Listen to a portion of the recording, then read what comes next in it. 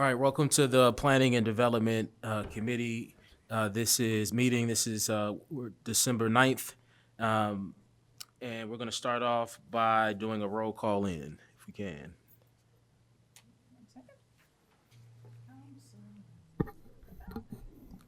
Here, I'm here. Councilmember Revelle. Here. Roll call. Councilmember Burns. Here. Councilmember Wynn. Here. Councilmember Kelly. Here. Councilmember Nusma. Here.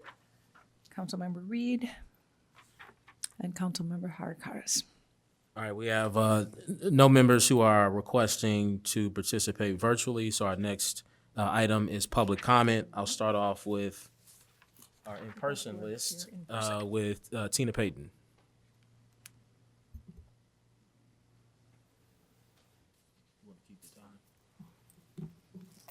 Yep.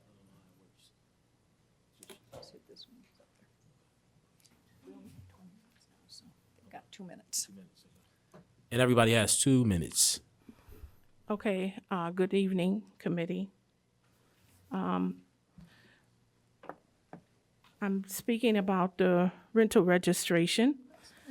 From my understanding, that I wrote a message to Director Flax and talked about having a meeting because I made a public comment at the last city council meeting to say that we should talk to the landlords. Even though maybe to you it doesn't look serious, but this is very serious. You're talking about possibly implementing a fee structure. If someone has 100 units, you're charging them $40 a unit to inspect. That's $4,000. I don't know how much money you think we have here. I'm confused. So somebody must have had too much eggnog for the holiday, but this is very serious. We were only given notification about this new fee structure from Director Flax on Friday afternoon. Friday afternoon. This is not proper notice. This should have been discussed in the Housing and Community Development Committee when we were passing the other ordinances for beginning January. We discussed this at length of other ordinances. Why was this not included? The fees are due on the 31st of this month. So Director Flax said that we will be paying the same for this year, and it would be starting next year. Well, if it's not going to even be implemented till next year, we should have an opportunity to discuss this with the landlords and put it off from today. This is improper, and it should be delayed. Thank you. All right, Eric, pass it. Bassett, pass it. Please tell me which one. Hi, I'm Eric Passett, I'm owner of North Shore Apartments and Condos, and I share some of the same concerns that Mrs. Payton just raised, but more so is that some of I do oppose the fee structure, no question about that, but more importantly is, if you have a building that's 100 units, and we're gonna be inspected more often if we have more violations. Well, if you have a 100-unit building, you're going to have a lot more violations than a building that has 4 units, or that has 10 units, or that has 30 units. So that already is kind of not done fairly, I would say. And plus, again, I thought we were going to get reached out to since the last city council meeting. I don't think anybody's been reached out. Any landlord's been contacted at all. I thought that was what was said at the last city council meeting. Maybe I was wrong. I don't think so. So again, my main objection is I think this needs a little bit more thought before this is passed. I think this is, again, way too rushed. And if this is for next year, I think we're, in the last 3 months, we've already been contacted, probably out of 20 of our buildings that we're managing, already about 80 of them, they're being re-inspected. So I think the main thing is that the buildings are being inspected. I don't think, I'm not saying the fee structure isn't important, but this other stuff should, the inspection's already happening. So why can't we just spend some more time discussing this before we implement something rushed? So, enough said. Eileen Thomas.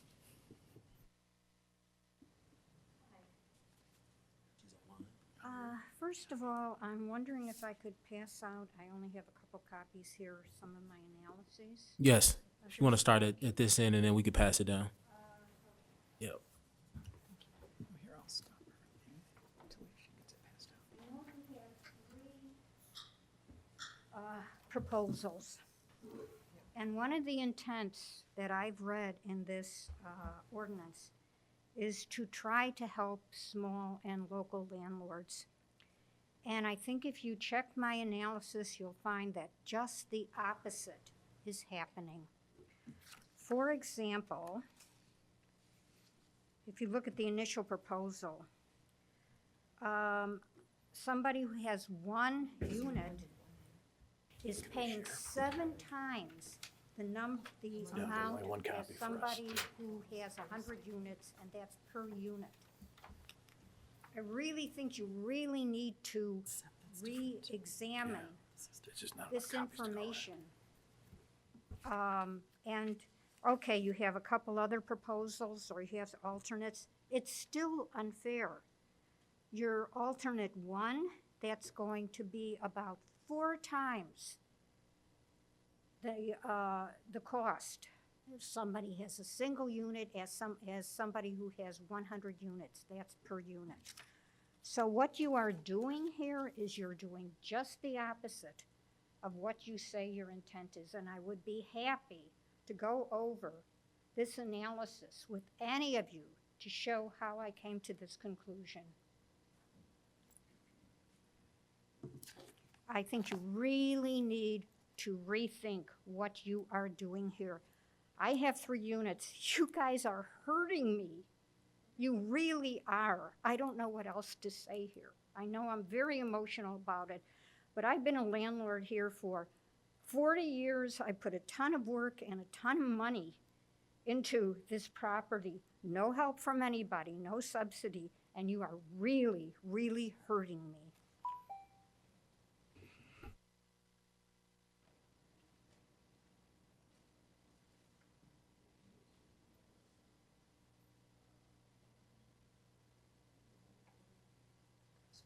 Mary Rosinski is next.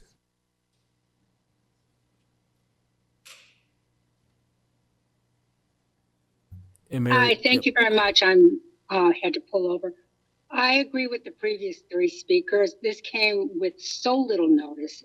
There's no need to rush this, and I'm very troubled by, we say we're trying to be equitable in their areas of our city, and like Ms. Thomas just said, this falls proportionately very heavy on your smaller landlords. I also didn't see anything in it for like people who are aging in place and maybe at a low income, or, what about the live-in units? I think it needs to be reworked, and I think notice needs to be given respecting all your landlords. I know I've said it time and time again, but it's your existing units that are usually, older than 20 years that are your most affordable units. They're not your huge buildings that have like the E and all the other ones downtown.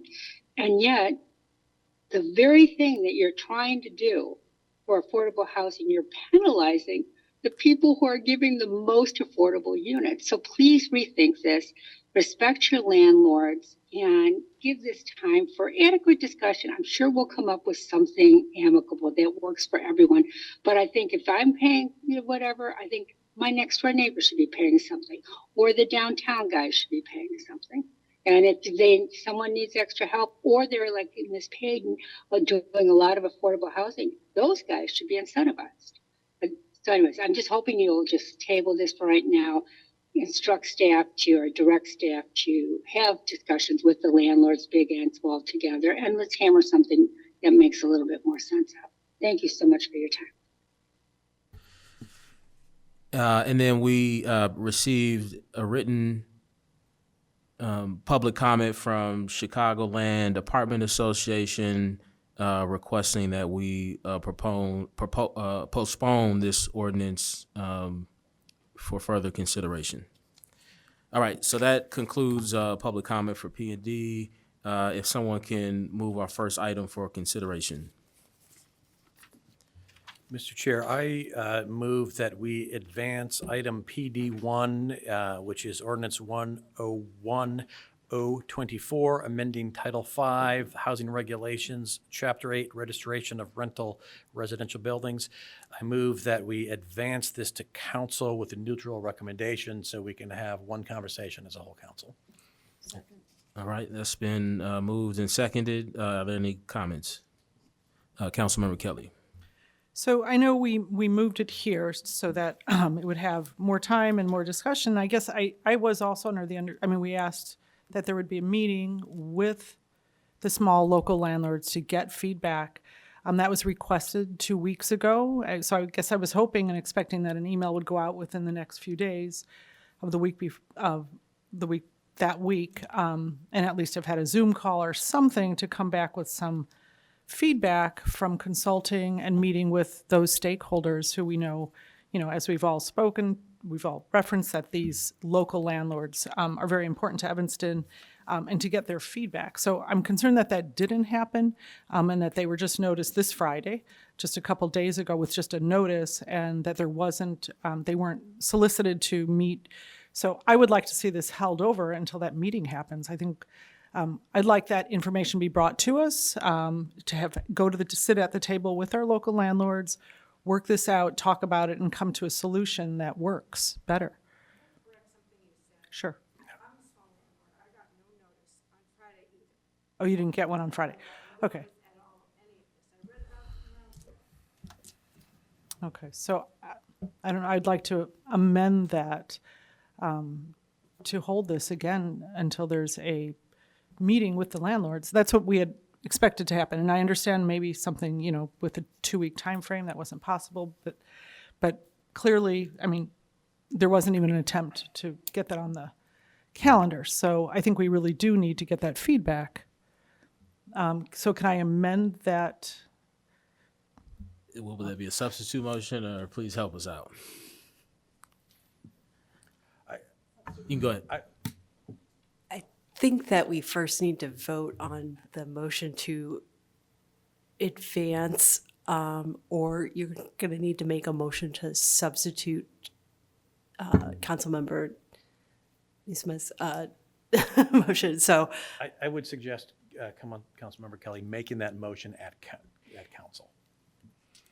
Well, I think it should come back here for discussion. So I think it's better to have a small group focused discussion at P&D anyway. So that's why I would like to move to replace that for the substitute motion, that this be held over and brought back here after there've been some discussion, at the table with our local landlords, so that we are provided with their feedback from staff. So what's the substitute motion? So the substitute motion would be to hold this until whatever Director Flax feels would be necessary, the amount of time, if it's 2 weeks or a month, I guess it would be in January, so that there's time to meet with local landlords and bring back that feedback to us. I know we can hold at council. Can we hold it in the standing committees? no, it would Might have to be be a a table, motion right? to table Yeah. at a date certain. Okay. Then to table. Is there, go ahead. And for what date certain did you say? I guess the first meeting in January, I think that's maybe the second meeting in January to allow enough time so that meeting could be organized with our local landlords. And I don't know that date, but Is there a second? It's been seconded by Councilmember Ravel. Okay. Any, I think tables are debatable, right? So are there any, Well, which motion is on the table the now? substitute that Councilmember Kelly just motioned? I don't think there's any discussion of a motion to table, Okay. so just So vote then on, let's just vote. yeah. You ready? It's not debatable. We're voting on the substitute motion that Councilmember Kelly motioned a moment ago. Correct. Yes, please. Councilmember Newsma. Aye. Councilmember Kelly. Aye. Councilmember Wynn. Councilmember Burns. All right. Councilmember Ravel. Aye. Councilmember Hardikas. Aye. Councilmember Reed is not here, so. That is, All right, so PD1 is tabled until, did we say the first or second? Second meeting in January. A motion for PD to move PD2, please. Mr. Chair, I will move item PD2, Ordinance 103-024, amending Title 4, Building Regulations, Chapter 16, Vacant Buildings. It's been properly moved. Is there a second? Second. It's been seconded by Councilmember Hadakatis. Any feedback, comments, questions? Councilmember Newsma. I'm ready to approve this as is tonight. I think moving forward, I would like to take a deeper look and perhaps impose increased fees for larger buildings, but a little bit too late to modify the proposal at this point. So something to pick up in the future. I guess for this one, all those in favor?